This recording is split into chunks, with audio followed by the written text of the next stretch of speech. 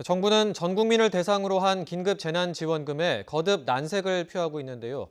홍남기 경제부총리는 무조건 재정을 아끼자는 것은 아니라며 다만 더 어려운 상황에 대비해서 여력을 축적해 놓는 것이 필요하다고 설명했습니다. 보도에 오인석 기자입니다.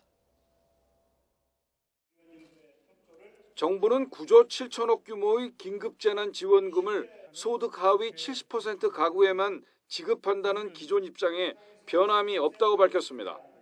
정부 예산 편성을 총괄하는 홍남기 경제부총리는 긴급재난지원금 지급 기준인 70%는 지원 필요성과 효과성 등을 종합 검토해 결정된 만큼 정부 기준이 유지될 수 있도록 국회에서 최대한 설명하고 설득 노력을 기울이겠다고 말했습니다.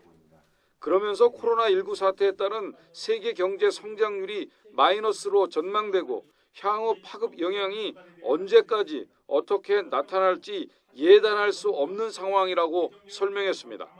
특히 무조건 재정을 아끼자는 것은 아니며 앞으로 더 어려운 상황에 대비해 추가 재정 역할과 이에 따른 국채 발행 여력 등을 조금이라도 더 축적해 놓는 것이 필요하다고 강조했습니다.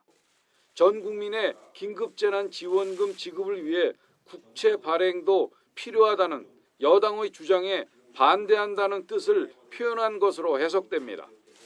소득하위 70% 지원 기준은 긴급성과 형평성, 한정된 재정 여력 등을 종합 감안하여 많은 토의와 고민 끝에 결정한 사안입니다.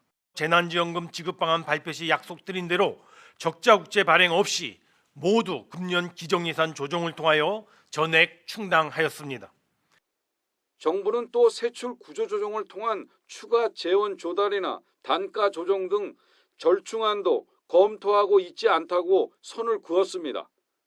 기재부 관계자는 헌법 57조는 국회는 정부의 동의 없이 정부가 제출한 지출예산 각 항의 금액을 증가하거나 새 비목을 설치할 수 없다고 규정하고 있다고 말했습니다. 추경 예산이 국회 심사 과정에서 증액될 경우 정부의 반발 가능성을 예고하는 대목입니다. 정부는 코로나19 파급 영향에 대한 추가 대책을 속도감 있게 추진하고 통상 7월 초에 발표하는 하반기 경제정책 방향을 한 달 앞당겨 내놓겠다고 밝혔습니다.